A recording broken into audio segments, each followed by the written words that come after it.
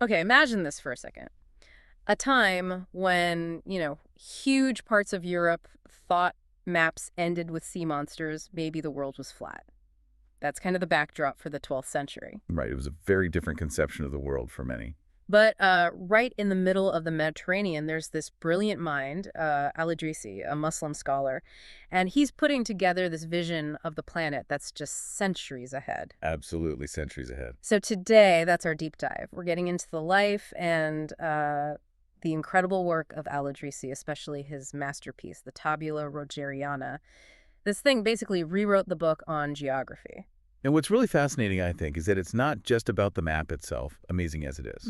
Al-Idrisi's story. It's this powerful example of, well, medieval scholars working together. It speaks volumes about the legacy of Islamic science and, how knowledge moved across cultures back then. A real high point for that kind of exchange. Definitely. It laid the groundwork for so much that followed. So our mission today, figure out how Al-Idrisi, working in this really unique sort of cross-cultural place, pulled off this masterpiece. How did it reshape how people saw the world? And maybe what can we still learn from that whole process, that pursuit of knowledge? Sounds like a great plan. Where do we start? With the man himself. Let's do it. Al-Idrisi. He was born in 1100 CE in Ceuta, that's in modern-day Morocco. And he wasn't just anyone. His family was, really distinguished, rooted in the Idrîsî dynasty. Right, the Idrisids. That's significant. They weren't just local rulers. They claimed descent from the Prophet Muhammad. Huge influence, politically, intellectually, across North Africa, even into Spain. So that background meant he got this superb education. I mean, really comprehensive for the time. Philosophy, medicine, astronomy, geography, the works. A foundation that was incredibly rare. And it wasn't just books either. Because of his background, he could travel a lot, all through North Africa, Anatolia. Yeah. He even apparently made it to England. Which just, think about that. Traveling those distances in the 12th century. Exactly. When most people barely left their own village. This early exposure, seeing different cultures, landscapes, it must have sharpened his geographical thinking, fueled that curiosity. Absolutely. Yeah. To put it in context, his upbringing wasn't just privilege. It was like a curated program for global understanding. Sure. Yeah. Getting that firsthand look at different places, cultures, trade networks, that was exceptionally rare. Most scholars then relied heavily on, ancient texts. Valuable, sure, but not the same as seeing it yourself. Right. Empirical evidence. Precisely. His travels gave him this personal database. Rivers, mountains, customs, economics. It's the difference between reading about a city and actually walking its streets. Absolutely. Right? And that real-world experience, layered on top of his formal education, that really became the bedrock for his later cartography, his revolutionary work. Okay, so he's got this amazing education and all this travel experience, and eventually his journey takes him to Sicily. Ah, Sicily. Now there's a place. Right. In the 12th century, Sicily wasn't just some island. It was this incredible crossroads, a real melting pot of cultures. Norman, Arab, Byzantine, Jewish. Yeah, unique in the Mediterranean at that time. And ruling it, King Roger II, a Norman king in Palermo, but not your typical medieval ruler, apparently. Not at all. He was known for this intense intellectual curiosity.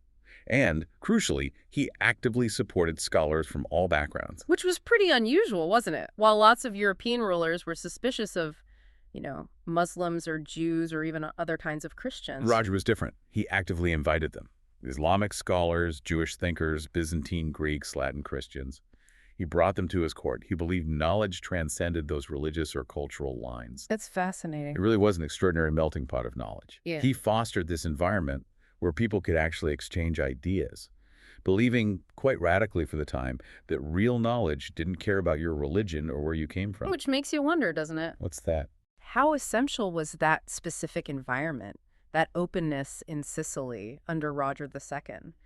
Could Al-Idrisi's map have even happened somewhere else? That's a critical question. I mean, probably not, or at least not in the same way. Without Roger's willingness to, bridge those divides, gather knowledge from everywhere, regardless of origin, pulling off something that comprehensive, it might have been impossible. Synthesizing all that different information. Exactly. It just shows the power of that kind of inclusivity in intellectual work. Yeah. You achieve so much more when you break down those barriers. It really highlights that mix, doesn't it? Al-Idrisi's genius needed Roger's, well, progressive patronage to really flourish. The perfect storm, in a good way. And it's in this atmosphere that King Roger gives Al-Idrisi this massive job: create a definitive world map, plus a whole book explaining it all. No small task.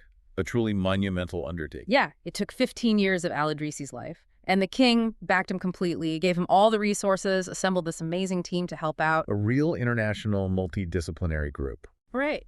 Astronomers for coordinates, geographers pooling knowledge, sailors giving practical data, cartographers drawing it all up. You can just picture the scene, can't you? Scholars of different faiths, different fields, all working side by side, debating, sharing, cross-referencing. It really exemplifies that vibrant intellectual life in medieval Sicily. It's kind of an amazing model for scientific progress, actually. Shared effort, not just isolated genius. Precisely.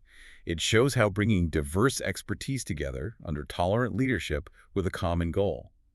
Well, it achieves things no single person or tradition could manage alone. Imagine the discussions. A Muslim geographer checking an Arab merchant's story against a Byzantine sailor's log.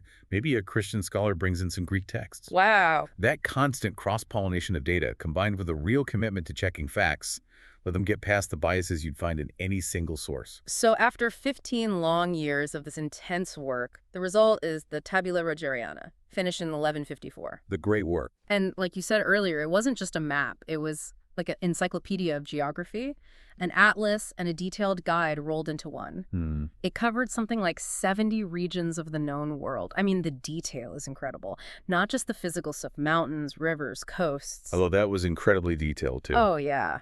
But also cultural, political info. Cities, trade routes, how far between places, even descriptions of people's customs, what resources they had. A complete snapshot of the known world, human and physical, all compiled in one place. For the 12th century, that's just staggering. And the physical map itself was apparently spectacular, engraved on this huge silver disc, must have weighed hundreds of pounds. A real statement piece. An object of immense value and prestige, signifying the importance Roger placed on this knowledge. Definitely. And accompanying this amazing silver map was the book, the detailed text. Its Arabic title is Nuzat al-Mushtaq fi Iktirak al-Afaq, which translates roughly to The Excursion of One Eager to Traverse the Horizons. A beautiful title. It really is. But usually people just call it the Kitab Rujar. Roger's book. Much easier to remember. Right. But what's key here, I think, is that integrated approach you mentioned. It wasn't just a map or a book. It was designed as a complete knowledge system. The combination gave it a depth of understanding that neither part could achieve alone. The visual map gives you the spatial understanding instantly, right? Yeah, you see the relationships between places. But then the text provides all the context, the stories, the specific data. It's this holistic view of knowledge, visual and textual together, incredibly advanced for its time, almost like an early GIS system, centuries before computers. So let's dig into that. What made it so revolutionary? Why was it centuries ahead? You said accuracy and scope. Primarily, yes. Its accuracy and sheer scope were just unprecedented. You compare it to many European maps of the time. The ones with the sea monsters. Exactly. Yeah. Often based on myths, religious ideas, sometimes just pure guesswork. Fantastical creatures lurking off the edge of the known world. Al-Idrisi's map, however, was grounded in empirical evidence. It showed regions that were barely known or wildly misrepresented elsewhere with remarkable accuracy. Like what, for example? Well, the Atlantic Ocean, for instance. He depicts its vastness quite well. Scandinavia's complex coastlines are surprisingly detailed. He offers really valuable insights into West Africa, even hints about East Asia, long before Marco Polo became famous for his travels there. And this wasn't just lucky guessing. Not at all. It came from this incredibly rigorous data collection methodology. That's the other revolutionary part. How did he do it? His depictions weren't speculation, they were meticulously compiled. He launched this massive project, interviewing literally thousands of experienced people, travelers, merchants, sailors, getting first-hand accounts from those who'd actually been to these places. Wow, thousands. And crucially, he didn't just collect stories. He critically analyzed existing maps from different traditions, Greek, Roman, Arab. He cross-referenced everything. If a traveler's account contradicted an old text, he'd look for more sources before deciding. So verification was key. Absolutely. He recorded places, distances, climates, unique features. even used a kind of basic triangulation based on travelers' reports to pinpoint locations more accurately. This systematic, evidence-based approach was a massive departure from much contemporary cartography, which often valued symbolism over geographic fact. And he wasn't afraid to challenge the old authorities, right? Even the respected Greek ones. Exactly. He didn't just accept ancient wisdom or folklore blindly. He tested the information. If it seemed unsubstantiated, he discarded it. He corrected loads of inaccuracies found in earlier works, even from giants like Ptolemy, whose work was still treated almost like scripture in some places. That commitment to rigor, checking facts, it made his map incredibly reliable for centuries. It did. So what does that tell us, about the history of science itself, this dedication to observation, verification? Well, it tells us that this approach wasn't just Al-Idrisi being brilliant, though he certainly was. It was characteristic of the wider Islamic Golden Age. That period really nurtured this intellectual climate, where you critically assess things, you built knowledge on solid evidence. It set a new, much higher standard for geographical research. Which makes you think. Yeah. How much of our modern scientific method, empirical data, peer review, testing hypotheses, how much of that goes back to this kind of meticulous, evidence-first approach that Al-Idrisi exemplified? That's a fantastic question. I mean, you think about peer review today, where experts scrutinize findings, or huge international collaborations in science. That spirit of rigorous checking, pooling knowledge, validating information across disciplines. It was right there in Roger's court with Al-Idrisi. It feels like a direct ancestor of how we strive to do science now. Okay, so besides the accuracy and method, there's another really striking thing about the Tabula Rogeriana. It's orientation. Yes. That always gets people's attention. If you look at it today, it feels upside down. South is at the top, Europe's at the bottom, Africa and the Arabian Peninsula are up top. Totally different from what we're used to. It is. And it's deeply significant. That orientation wasn't just random. It was a deliberate choice that really challenged the Eurocentric view that would eventually dominate mapmaking in the West. So it reflected a different perspective. Absolutely. A cultural and intellectual perspective, where the southern lands, especially the Arabian Peninsula, Islam's birthplace, and Africa, which was a hub of trade and knowledge, were central. It was a visual statement about the world from the viewpoint of the intellectual tradition Al-Idrisi came from. Putting the known centers of Islamic science and commerce at the top. Exactly. It's a powerful reminder that the way we orient a map isn't neutral.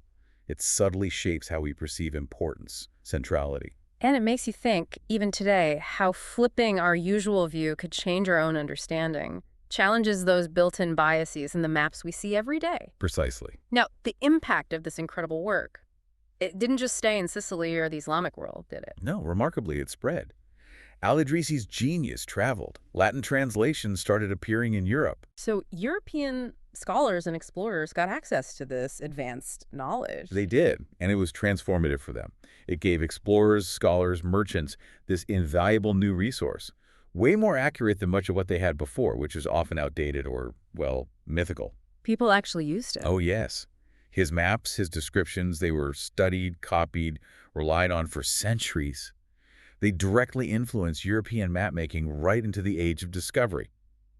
We know, for example, early Portuguese explorers sailing down the African coast consulted versions of Al-Idrisi's work. Really? Yeah. His detailed knowledge of Africa, gathered from all those interviews, gave them a much better framework than anything available in Latin West at the time. It made that daunting idea of sailing around Africa seem more like a scientifically manageable challenge. Wow. So he really bridged that gap, didn't he, between Islamic science and European geography, transmitting knowledge that directly helped European exploration and our sort of collective global understanding. He played a crucial role.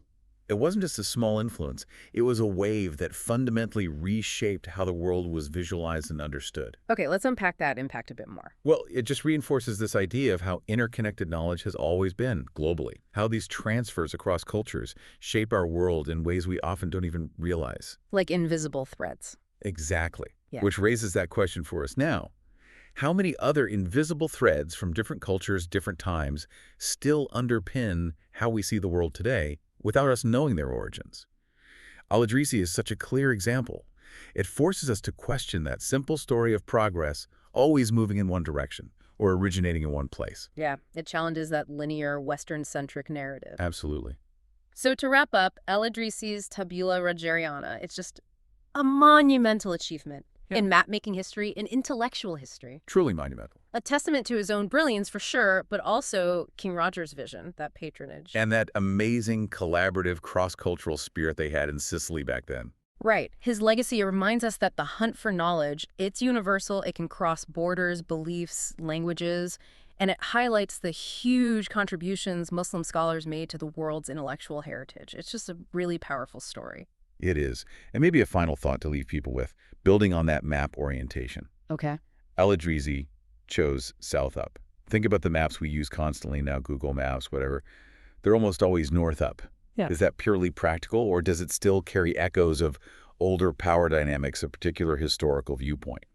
Interesting point. So the question for you listening is, what other hidden orientations might be embedded in our tools, our data, the stories we consume? Orientations that subtly shape our perspective without us realizing it. And how can we start to uncover them, maybe get a fuller, less biased picture of our interconnected world?